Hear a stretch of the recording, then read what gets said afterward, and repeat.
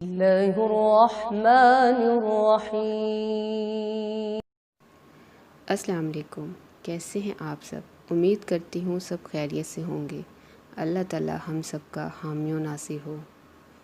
سبق کا آغاز کرتے ہیں۔ تو پیارے بچوں، آپ سب پڑھ چکے ہیں کہ کسی شخص، جگہ یا چیز کے نام کو اسم کہتے ہیں، لیکن آج میں آپ کو بتاؤں گی کہ واحد اور جمع کیا ہوتے ہیں۔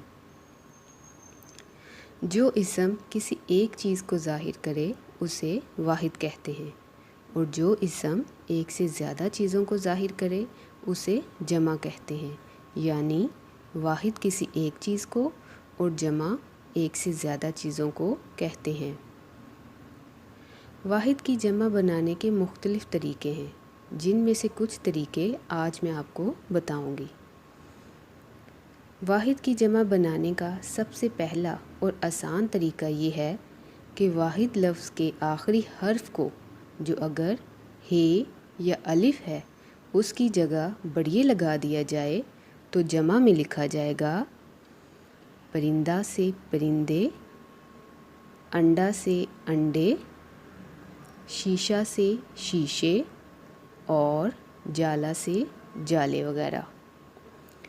اسی طرح اگر واحد لفظوں کے آخر میں چھوٹیے ہے، مثلاً کرسی، مچھلی وغیرہ، تو جمع بنانے کے لیے چھوٹیے کے بعد الف اور نون گنہ لگا دیا جائے تو لفظ اپنی آواز اور بناوٹ کے ساتھ تبدیل ہو جائے گا۔ مثلاً کرسی سے کرسیاں، مچھلی سے مچھلیاں، چھتری سے چھتریاں اور کشتی سے کشتیاں وغیرہ۔ اسی طرح کچھ اسم ایسے ہیں جن کے آخر میں مختلف حرف آتے ہیں، مثلاً کتاب، پینسل، میز۔ ان تینوں لفظوں کے آخری حرف مختلف ہیں، لیکن جمع بنانے کے لیے سب کے آخر میں یہ اور نون گنہ، جو کہ ایک ہی آواز نکالتا ہے، لگایا جاتا ہے۔ مثلاً پینسل سے پینسلیں، کتاب سے کتابیں، گاجر سے گاجریں اور میز سے میزیں وغیرہ۔ یہ تمام طریقے جاننے کے بعد اب آپ لوگ کاپی پر واحد جمع لکھیں گے۔ کام کرنے سے پہلے آپ لوگ انڈیکس لکھیں گے۔ انڈیکس ہے ہمارا اردو گرامر واحد جمع۔ کام شروع کرنے سے پہلے آپ لوگ تاریخ لکھیں گے۔ عنوان لکھنے کے بعد اس کو کلر پینسل سے انڈر لائن کریں گے اور اس کے بعد واحد جمع لکھنا شروع کریں گے۔ نمبر 1 ہے لڑکا اور اس کی جمع ہوگی لڑکے۔